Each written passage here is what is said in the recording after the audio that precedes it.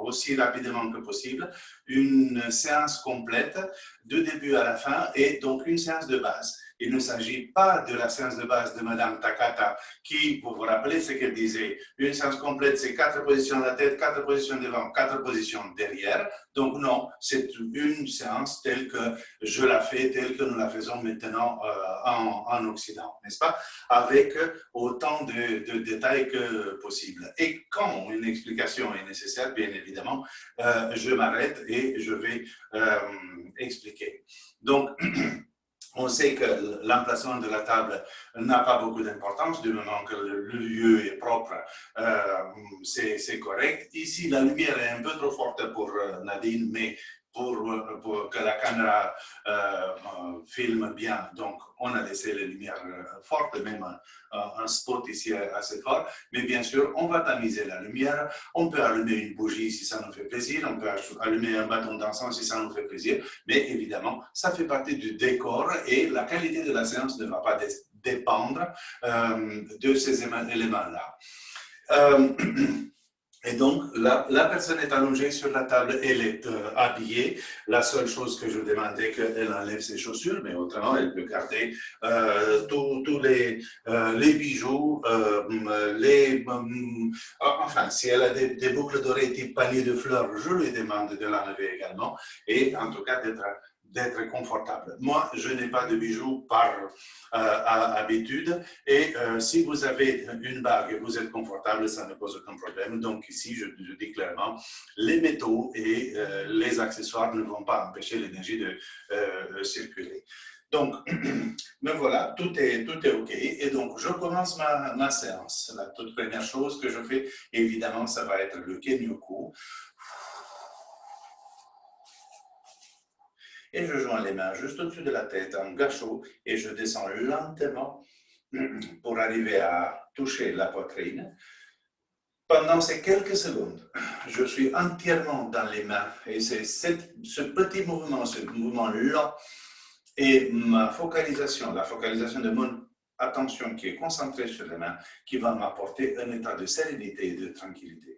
Arrivé dans cette position, si vous avez l'habitude et si ça vous fait plaisir, vous pouvez prier bien évidemment. Et ici, je me permets de faire le commentaire, la prière devrait être genre une affirmation positive et non, on ne va pas dire « s'il te plaît, bon Dieu, fais en sorte que cette personne guérisse », parce que ce n'est pas comme ça que ça fonctionne, en tout cas à mon avis, mais on va dire plutôt merci à tout le monde de là-haut, tous les copains de là-haut avec qui vous vous entendez bien, merci aux anges, aux archanges, à tout le monde de là-haut pour l'aide que vous pouvez apporter pour que le plus grand bien pour cette personne puisse s'accomplir.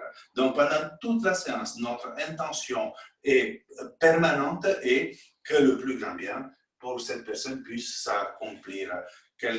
Grâce à cela, elle va guérir ou elle ne va pas guérir aujourd'hui, demain ou jamais. Ça, ce n'est pas à nous de déterminer, n'est-ce pas? Donc, j'ai exprimé mon intention par une prière, par une affirmation positive, ou tout simplement, je me suis centré, j'ai respiré profondément, comme d'habitude, inspire par le nez, expire par la bouche, et si possible, je respire avec le ventre. Ouais. Ensuite, vous avez le deuxième degré ou plus, on va activer les mains avec le symbole de pouvoir au deuxième degré, je le trace sur une main, je le trace sur l'autre, je frappe les mains 3 fois en disant son nom en même temps. J'ai le troisième degré, je trace le symbole de maître d'abord et je frappe les mains 3 fois, le symbole de pouvoir et je frappe les mains 3 fois.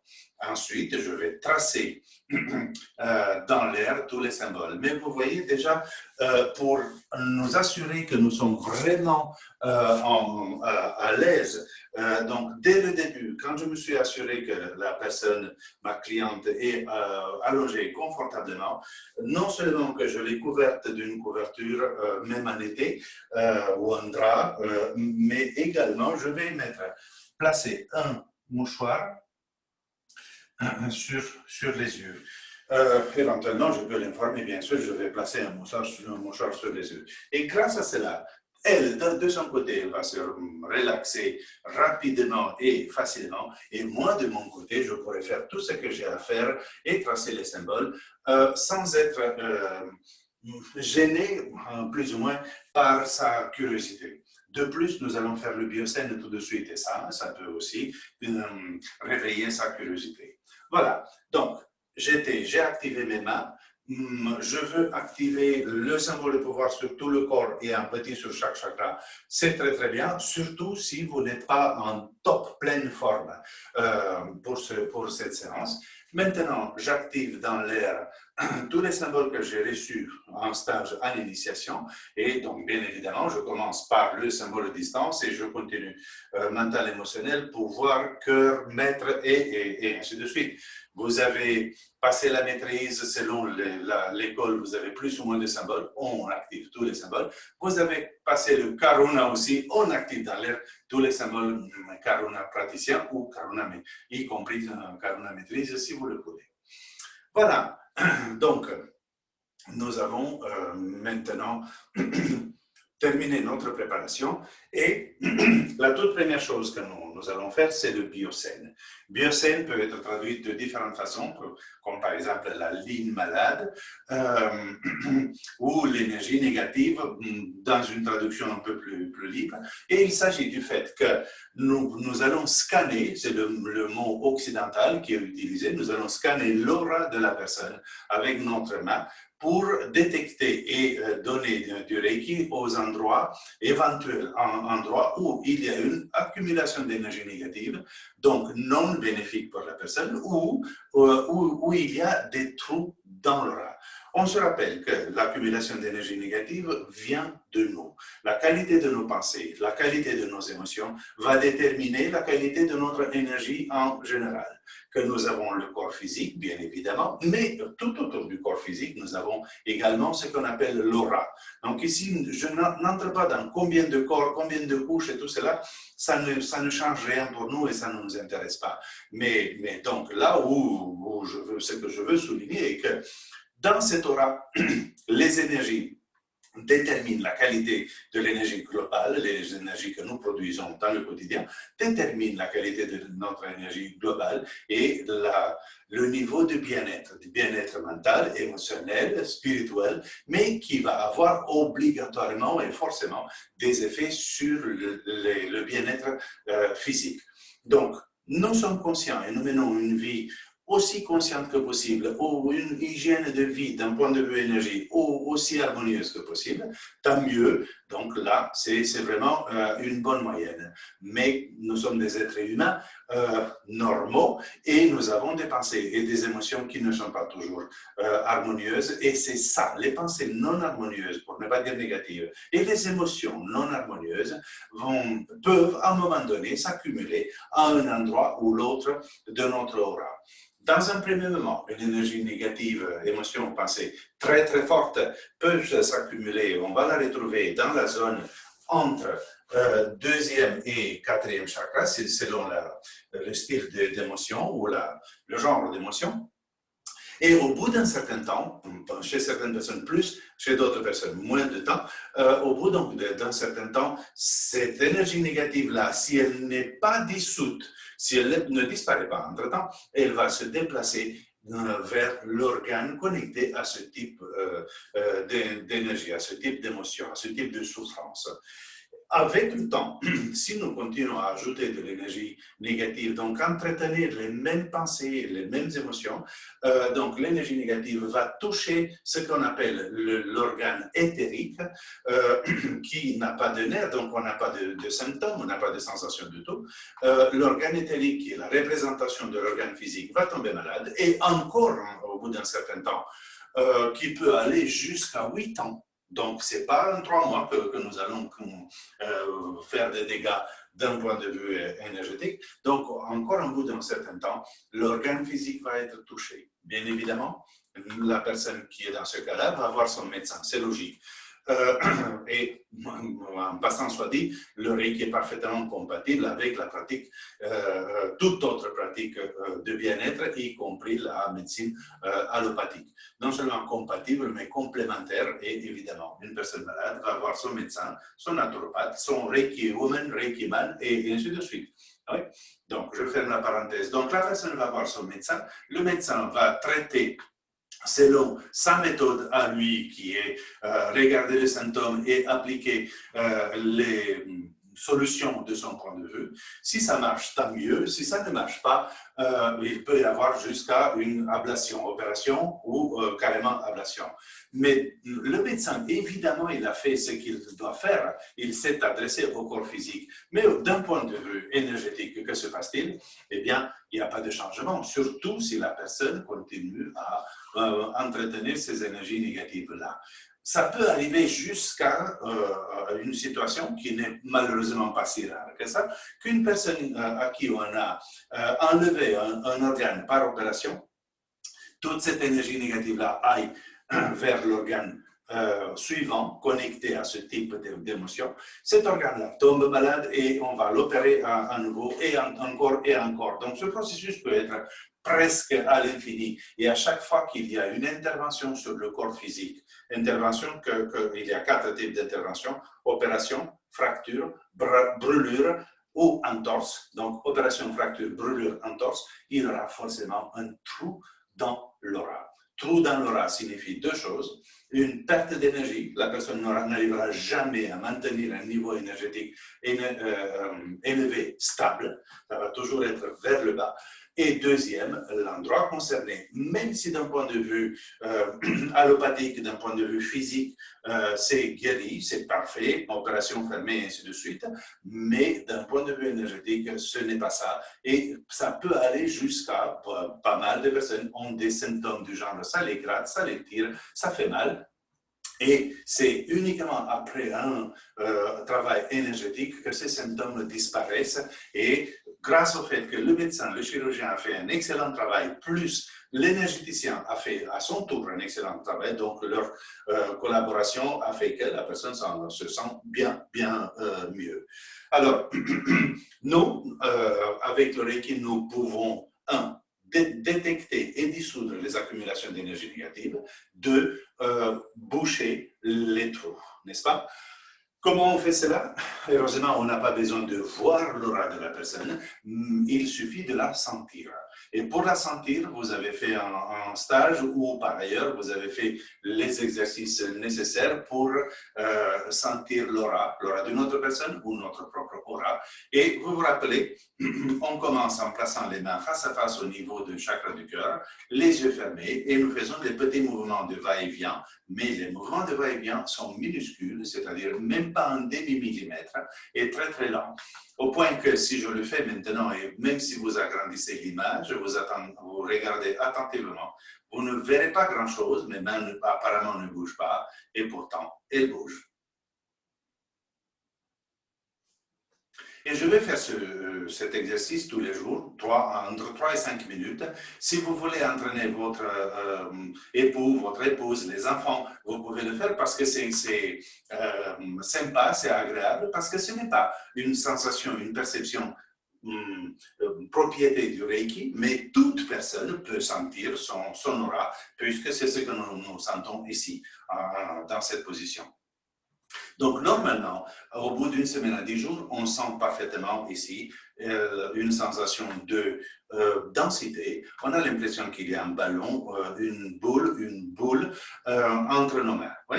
Et donc, quand on sent vraiment bien cette sensation, on va rendre la tâche un peu plus difficile, la perception plus difficile, et ainsi nous développons, nous nous entraînons pour avoir une perception de plus en plus simple et automatique, naturelle. Donc, de cette position, on va placer, si vous voulez faire avec moi, on va placer les mains à l'horizontale, 1, 2, 3, et on va placer les mains à l'horizontale de cette façon. Ça n'a pas d'importance que ce soit la main droite dessus ou la main gauche, telle que vous l'avez fait naturellement, c'est la bonne position. Cette position est relativement confortable, mais moins que celle-ci, donc ça signifie que nous avons besoin de travailler un tout petit peu pour sentir la même chose, densité, bulle, boule, et ainsi de suite. Non? Une semaine à 10 jours, 3 à 5 minutes par jour. Et quand c'est fait, nous allons modifier ou rendre la position encore plus difficile en changeant les mains. Vous voyez, maintenant, j'étais main droite sur la gauche, maintenant je place main gauche sur la droite, et la position est tellement moins confortable ou vraiment inconfortable que j'ai tendance à lever l'épaule, que même la position de mon corps est modifiée. Évidemment, j'exagère en montrant ça, mais ça c'est la tendance. Donc, je me place en position verticale, je remets les mains l'une sur l'autre, je découvre qu'effectivement, ce n'est pas une position confortable et c'est grâce à cela, en travaillant 3 à 5 minutes tous les jours, au bout d'une semaine à 10 jours, je vais sentir à nouveau la densité, la boule parfaitement. Oui. Et donc, quand à nouveau je m'amuse, je reviens ici, mais ça va être vraiment un jeu d'enfant. Oui. Donc, je me suis entraîné et normalement, un mois, une personne beaucoup plus lente, très lente, va avoir besoin probablement d'un mois et demi pour arriver à un niveau de perception avec ses mains impeccable. Il y a des personnes qui sentent plus avec une main, d'autres qui sentent plus avec l'autre main. Ça n'a vraiment aucune importance, comme ça n'a pas d'importance de quel côté de la table nous travaillons, de ce côté ou de l'autre côté. Mais vous allez vouloir travailler plus avec la main droite ou plus avec la main gauche. Et étant donné que par défaut, nous commençons de la tête vers les pieds, donc je travaille avec la main droite, alors je suis de ce côté de la table. Je veux travailler avec la main gauche, c'est inconfortable de faire ça, et donc je vais aller de l'autre côté de la table. Ouais. Dernier élément. Pendant que je fais le biocène, mais également pendant toute la séance, il est intéressant d'adopter la position dite Qigong.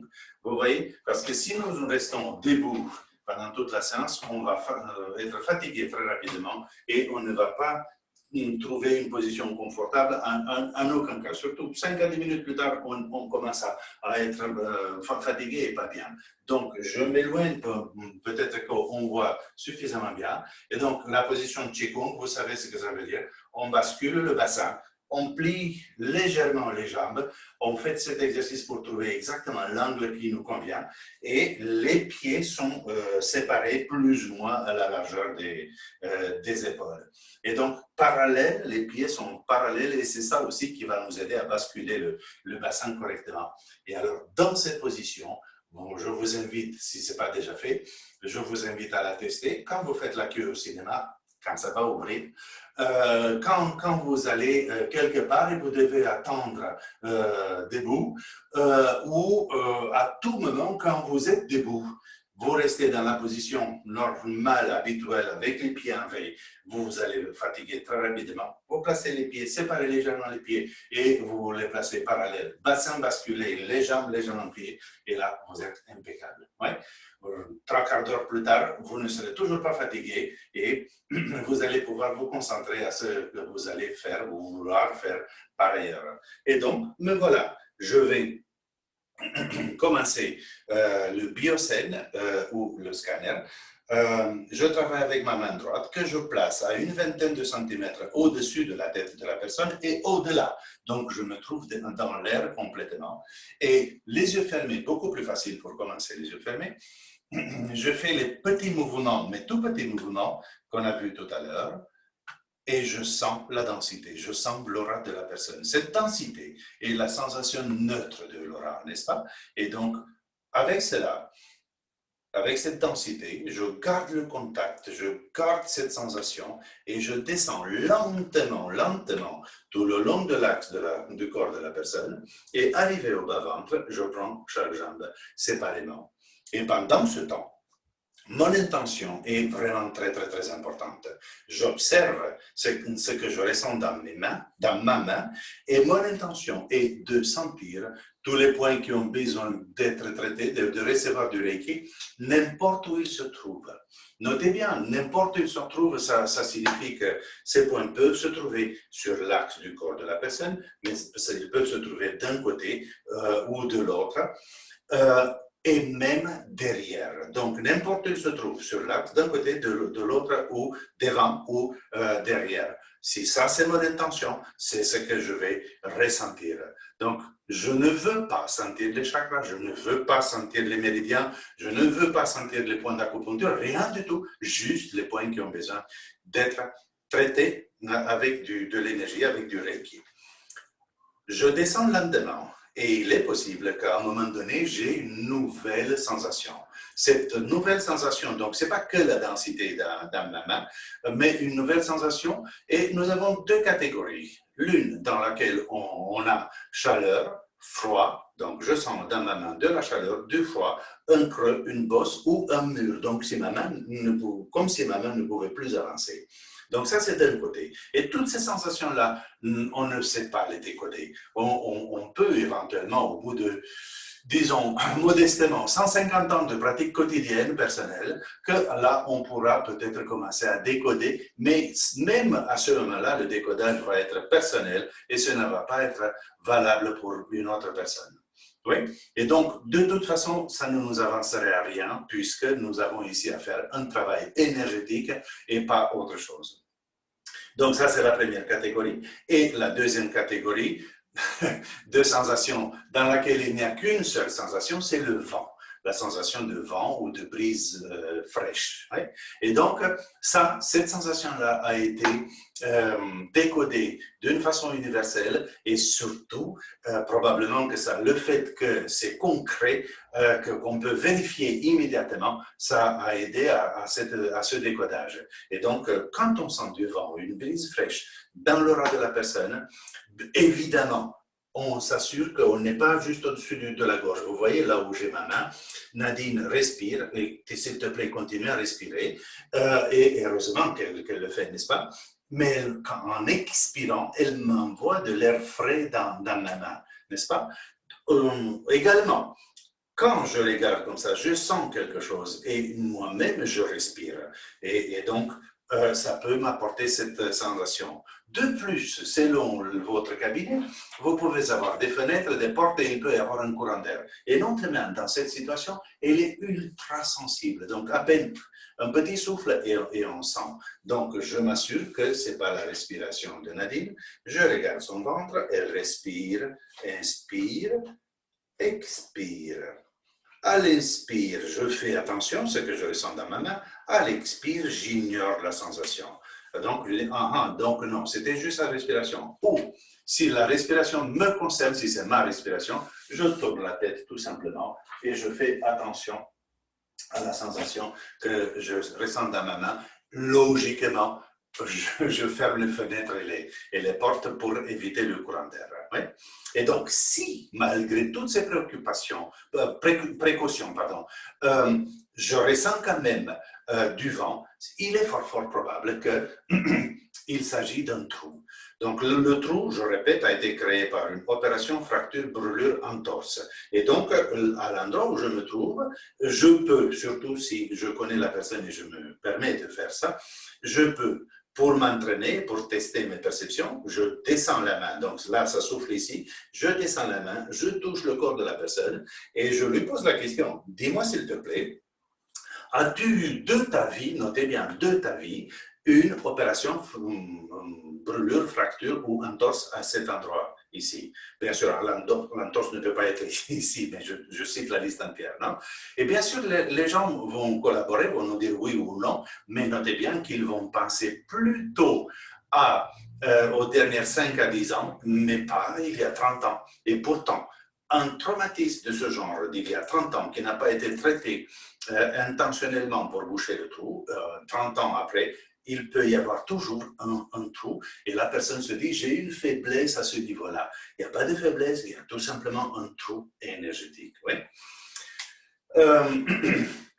Donc, dans tous les cas, quelle que soit la sensation que je ressente, si on fait cette séance ou ce biosème comme au premier degré, ça concerne les trous notamment, mais d'une façon générale, mettons que ici j'ai senti de la chaleur, je vais maintenant chercher à quelle distance du corps je dois travailler. Donc d'abord je m'approche doucement, du corps et j'observe. Cette sensation que j'ai ressentie tout à l'heure devient-elle de plus en plus intense ou de moins en moins intense? Si elle devient de plus en plus intense, logiquement, je m'approche de la zone à traiter. Si elle devient de moins en moins intense, c'est que je m'éloigne de la zone à traiter. Ça signifie qu'elle se trouve quelque part ici, donc je pars dans l'autre sens.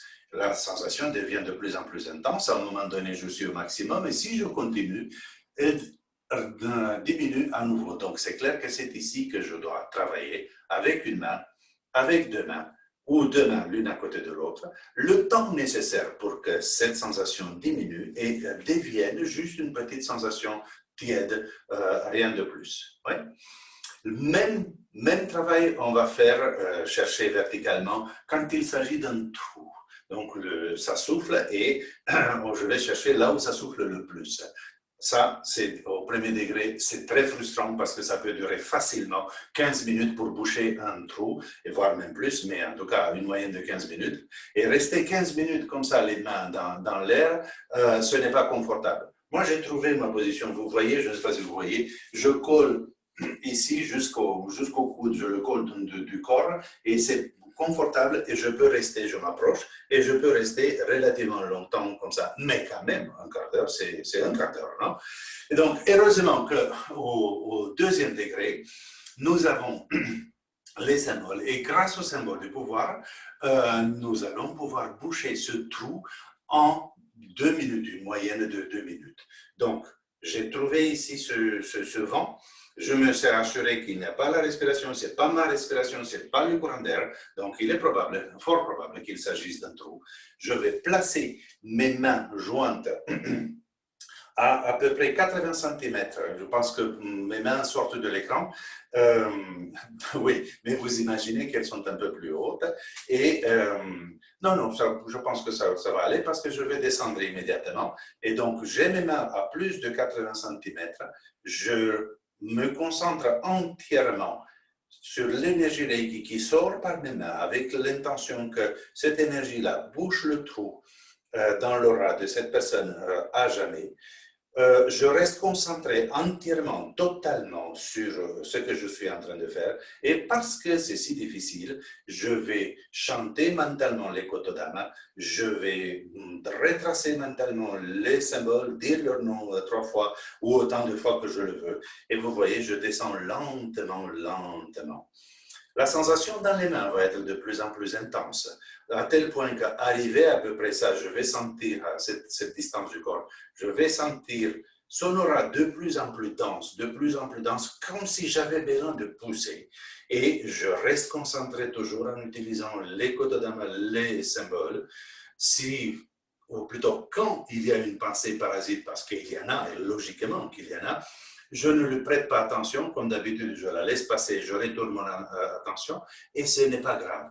Bien sûr, si vous vous rendez compte que depuis 1 minute, vous êtes ailleurs, eh bien, la technique ne va pas fonctionner parce que cette technique, la seule technique dans toute la pratique de Reiki qui dépend de notre degré de concentration, et ce n'est pas automatique.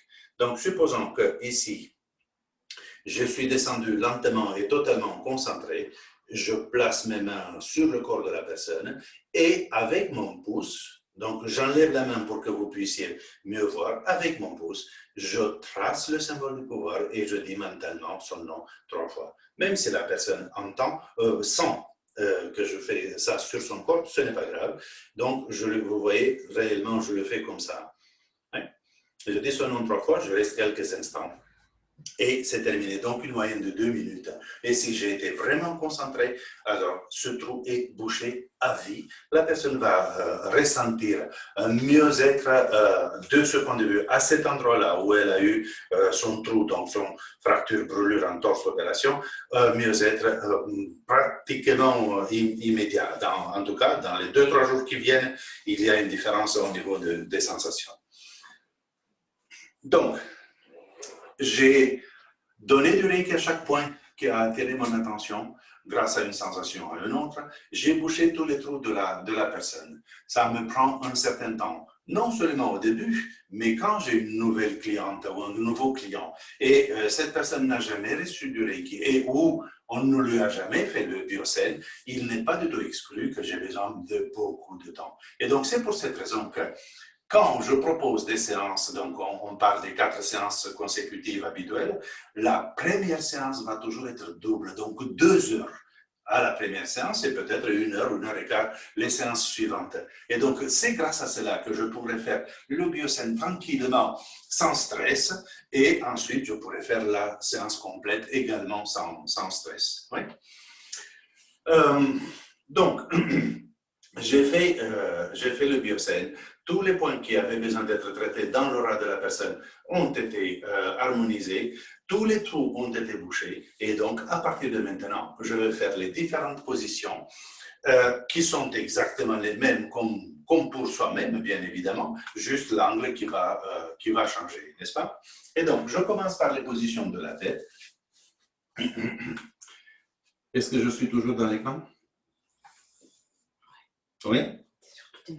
Surtout mes mains. OK, puisque c'est les mains qui comptent. Donc, je commence par les positions de la tête et je m'approche lentement et je fais ma première position, les yeux. Je ne sais pas dans quelle mesure on voit vraiment, ici on devrait avoir une caméra baladeuse pour filmer de haut en bas, mais en tout cas je vous montre, les mains sont comme ça, et donc mes mains sont séparées, je ne touche pas le nez, je ne couvre pas le nez, donc mes mains ne sont jamais comme ça, même si, excuse-moi s'il te plaît, même si je ne touche pas le visage de la personne, mais vous pourrez trouver à un moment donné avec les mains de quelqu'un sur votre visage comme ça, au bout de 30 secondes, vous n'en pouvez plus. Donc, on sépare les mains pour que la personne puisse continuer à respirer correctement. On ne touche pas les lèvres, on ne touche pas la bouche, même pas en couple. Et voilà, c'est un léger toucher. Je touche réellement. Je n'effleure pas parce qu'effleurer, ça peut être désagréable pour la personne. Peut-être que nos mains ne vont pas être stables. Et là, mes mains bougent légèrement, je me rends compte, mais parce que je parle. Et comme on sait, pendant la séance, on ne parle pas. Il y a peut-être la musique, mais il n'y a pas de parole, non?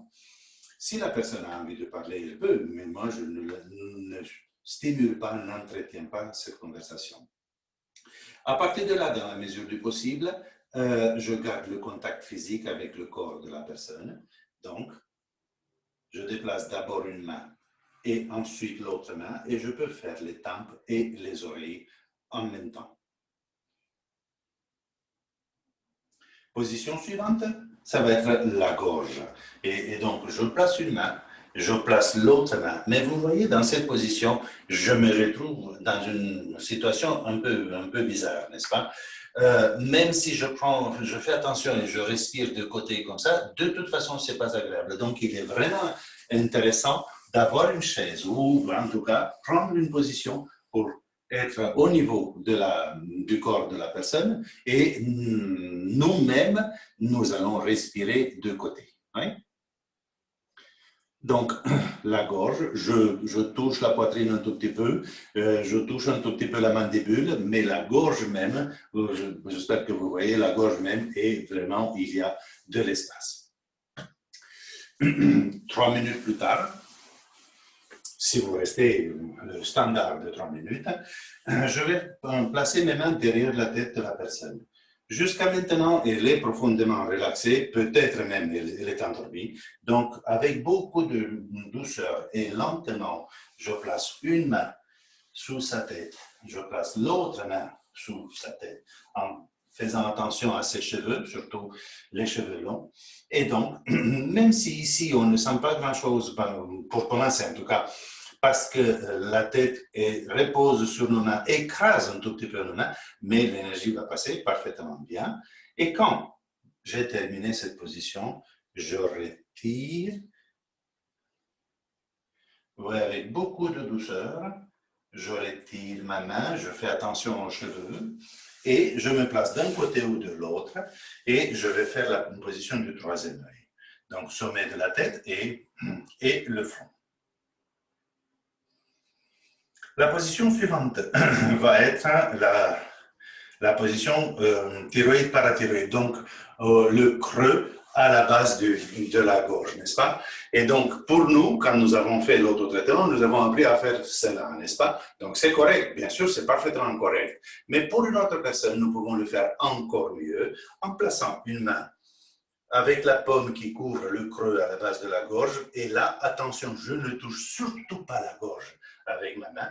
Et l'autre, je la mets sur en T, comme ça, en T, et je prends appui avec le bout du major tout en haut du sternum.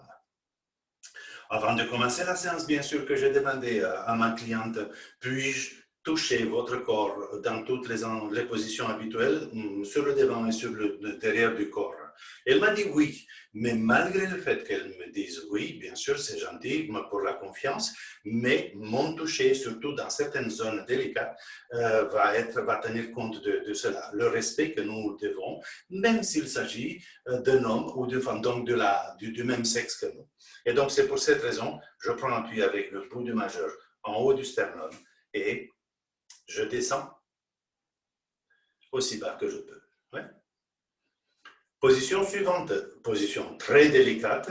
Je vais faire la même astuce. Je prends appui avec le bout du majeur sur le sternum au milieu. Je descends ma main aussi bas que je peux. L'autre main, elle se repose sur mon majeur et je descends également. Donc, je fais cette position parfaitement, mais sans toucher. Le seul point de contact est le bout du majeur. Un point neutre, un toucher neutre, donc ça ne pose vraiment aucun problème d'aucun type. Ensuite, je vais à côté, et on arrive maintenant à la position de l'aine. On a vu que pour nous, ça ne pose aucun problème, bien évidemment, et qu'on place bien les mains au niveau de l'aine. Mais pour une autre personne, évidemment, on ne peut pas le faire. Et ici, l'astuce est, on prend l'appui au niveau de l'os iliaque. Chez la grande majorité des personnes, on sent bien clairement cet os iliaque. Donc, je prends appui. Avec de l'autre côté, je place la base de ma main, vous voyez, j'espère que vous voyez, et mes mains se touchent entre elles et je descends maintenant aussi bas que je peux, mais sans toucher le corps, vous voyez. Donc, seul point de contact, c'est les os iliaques, encore une fois, toucher neutre, et je descends et ça va parfaitement. Position suivante, les genoux. Évidemment, ici, que ce soit la gauche ou la droite, sur un genou ou un l'autre, ça n'a pas d'importance. Sur le corps également, une main ou l'autre, ça n'a pas d'importance. Et arrivé à ce point, donc je laisse la plante des pieds pour terminer la séance et je vais demander à la personne, si tu veux bien te tourner, je retire ton mouchoir et je retire. Et quand elle se tourne, je l'accompagne. C'est un léger toucher qui est rassurant. Inconsciemment, c'est rassurant de savoir qu'on est accompagné dans ce mouvement. Oui. Donc, ici, je profite pour souligner le fait que votre table de massage devrait, à mon avis, en tout cas, devrait être équipé d'un orifice pour le visage. Et même si vous vous êtes fait une table de massage en achetant une porte chez Emmaüs, du coup, achetez-vous une scie sauteuse aussi et découpez joliment cet orifice parce que sinon, s'il n'y a pas ça, et donc la personne ne peut pas mettre le visage correctement et elle va se retrouver dans une position très inconfortable et de chez vous, elle va aller chez l'ostéopathe. C'est pas intéressant, n'est-ce pas? Donc voilà, la personne s'est tournée et je vais placer mes mains tout le long de son dos. Bien sûr, ça n'a aucune importance. Quelle main est de quel côté. On arrive en bas de la colonne vertébrale, position après l'autre. Et ici, nous avons à nouveau une position délicate, mais elle est tellement importante qu'il faut la faire.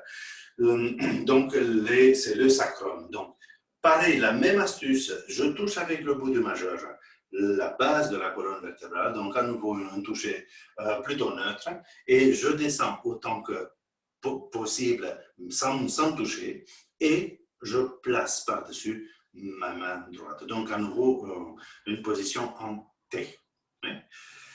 Euh, cette position est vraiment importante parce que nous avons ici, bien sûr, la base de la colonne vertébrale qui est importante, mais nous avons aussi le premier chakra, nous avons l'anus, nous avons le gros intestin et ainsi de suite. Donc, c'est vraiment une position à ne pas ignorer. De plus, si la personne vous a dit qu'elle avait des problèmes de dos, le dos fatigué, le dos chargé ou des problèmes de colonne vertébrale, nous pouvons apporter l'énergie nécessaire encore d'une façon encore plus adéquate en gardant, donc on ajoute une position complémentaire, je garde ma main ici au niveau du sacrum et je place l'autre au niveau des cervicales. Vous vous rappelez que cette position s'appelle le bâton de lumière, le bâton de feu, et c'est grâce au fait que la sensation de la personne est de plus en plus intense, l'énergie qui circule sur tout le dos, tout le long de la colonne vertébrale, qui chauffe beaucoup et qui non seulement qui apporte un confort, mais qui apporte beaucoup d'énergie justement à ce niveau-là. Donc nous avons la position de base, nous avons une position complémentaire. Ensuite, nous avons derrière les genoux. On a souvent tendance à ignorer ce point, mais c'est quand même important, chakra secondaire des genoux, et c'est vraiment intéressant de le faire. De toute façon, nous perdons 3 minutes de plus, donc ce n'est pas très grave. Et enfin, nous avons la plante des pieds. À nouveau, je prévois une chaise pour être plus confortable, et je vais placer mes mains sur la plante des pieds de la personne en partant des orteils jusque là où j'arrive. Mais vous voyez, j'ai de la chance. Comme d'habitude, j'ai choisi une cliente qui a des petits pieds et moi, je couvre parfaitement. Donc, c'est impeccable comme situation. Mais si c'était à l'inverse, si Nadine me donnait la séance à moi je chose du 45 et ses mains sont proportionnelles à ses pieds. Donc elle arriverait plus ou moins à la moitié de la plante de mes pieds. Et dans ce cas, donc on n'a pas le temps et on fait une seule position toujours en partant des orteils, ou on fait 2 positions si l'on veut, une des orteils jusque là où on arrive et 2 sur les talons. Ce que je ne trouve vraiment pas du tout équilibré et harmonieux, c'est placer d'abord une main sur un pied, les 2 mains sur un pied et les 2 mains ensuite sur l'autre pied. C'est désagréable pour la personne et non harmonieux. Et donc, ou je fais une seule position ou 2, mais c'est d'abord une et ensuite l'autre. Mais voilà, j'ai terminé ma séance. Mais la personne est endormie, elle est profondément relaxée et j'ai besoin de la réveiller, stimuler son corps et, d'un point de vue énergie bien sûr, et l'ancrer. Et donc pour cela, qu'est-ce que je fais? Déjà, je fais un massage non professionnel, j'appelle ça. Donc vous voyez des papouilles lourdes que je fais sur le dos de la personne, mais je le fais vraiment, c'est un vrai contact, je touche principalement avec la paume, non pas avec le bout des doigts, et la personne comprend que c'est terminé et que maintenant, peu à peu, je commence à me réveiller. Vous voulez descendre sur les bras, ça peut être agréable pour beaucoup de personnes. J'ai l'impression que la majorité des personnes préfèrent, aiment bien qu'on descende sur les bras également. Sinon, juste sur le dos, ça va bien. Pas suivant, je place mes mains l'une derrière l'autre à une trentaine de centimètres au-dessus du corps de la personne et je descends rapidement et ça s'appelle le lissage. Ça apporte une sensation aussi de sérénité, de calme et au niveau énergétique, ça fait exactement ce que le mot dit, lisser l'aura, le lissage de l'aura. Ce même lissage, on va pouvoir le faire en début de séance, si vous voyez que la personne est un peu tendue, un peu nerveuse, peut-être c'est la toute première séance qu'elle reçoit. Oui. Sinon, on le fait systématiquement à la fin. Et donc, elle commencé à se réveiller grâce au massage non professionnel. J'ai lissé Laura et maintenant je lui demande de descendre. Je retire la couverture et je lui demande de descendre. On va descendre de ce côté ici, si tu veux bien. Bien sûr, elle peut descendre toute seule, mais voilà, je l'aide. Je vais éloigner la table pour que vous puissiez voir mieux. Et je me place derrière la personne et je fais ce qu'on appelle le Hanshin Koketsuko. Hanshin Koketsuko. Donc, ma main non dominante est posée sur son épaule et avec la main dominante, je fais des mouvements en diagonale de l'épaule jusqu'à la hanche, de l'épaule jusqu'à la hanche, et je vais faire 16 mouvements de ce genre, pas violents, mais ce n'est pas des caresses non plus. Il faudra faire attention et tenir compte du fait que chaque personne a ici la cambrure est plus ou moins prononcée, et si votre geste n'est pas suffisamment appuyé, il est trop superficiel, on risque de sauter tout simplement, sauter la cambrure et atterrir sur les fesses, et ça s'appelle des frites, et ça fait mal. Donc, on appuie tout le long, 16 mouvements. Ensuite, je place les doigts en V, index et majeur en V, de chaque côté de la colonne. Je descends tout le long de la colonne. Je dépasse la ceinture et j'arrive à peu près au niveau des fossettes coccygiennes et j'appuie légèrement et je vais faire ce mouvement 10 fois. Et Nadine va vous dire, effectivement, ce n'est pas des caresses. Et je n'ai pas compté. Supposons que c'est 10. Et enfin, j'avance les coudes de la personne pour ne pas lui faire mal. Je me place dans une position confortable pour moi. Et dans ce cas précis, je me place à genoux et je place mes deux mains à plat sur son dos. Et je vais faire 3 fois les 3 gestes suivants de brossage à l'horizontale. 1 et 2 et 3. Ces 3 gestes, je les fais 3 fois, encore une fois, énergique.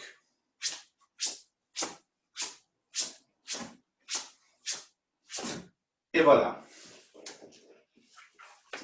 Donc, avec cela, notre séance est terminée. Merci beaucoup.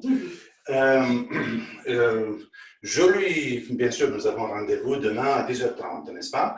Et jusqu'à demain, et je lui indique de mener une vie normale, qu'elle boive, qu'elle mange, qu'elle fume, qu'elle fasse tout ce qu'elle veut, mais sans excès. Oui, Nadine rigole parce qu'elle n'a jamais fumé de sa vie. Mais une petite indication supplémentaire, de boire plus de liquide que d'habitude. Ça aide à l'élimination, facilite l'élimination des toxines. Et donc, plus de liquide que d'habitude, je ne suis pas nutritionniste et je ne peux pas spécifier une quantité exacte, mais plus que d'habitude. Ouais. Voilà. Éventuellement, bien sûr, je peux lui apporter un verre d'eau, on va trinquer et là, la personne va dire, probablement 3 personnes de 4 vont vous dire « Waouh, comme j'avais soif !» C'est normal. Et moi aussi, j'ai soif maintenant parce que j'ai parlé sans arrêt. Et donc, merci beaucoup. J'accompagne la personne à la porte et quand je reviens tout seul dans le cabinet, si au tout début, après avoir fait le Kenyoku, j'ai fait une prière, affirmation positive, j'ai exprimé mon intention à travers des mots, c'est tout à fait logique et normal que maintenant, une fois que la personne soit partie, je dis merci les copains pour l'aide et pour tout ce que vous avez pu apporter de plus dans cette séance ici pour cette personne. Voilà. Et merci beaucoup.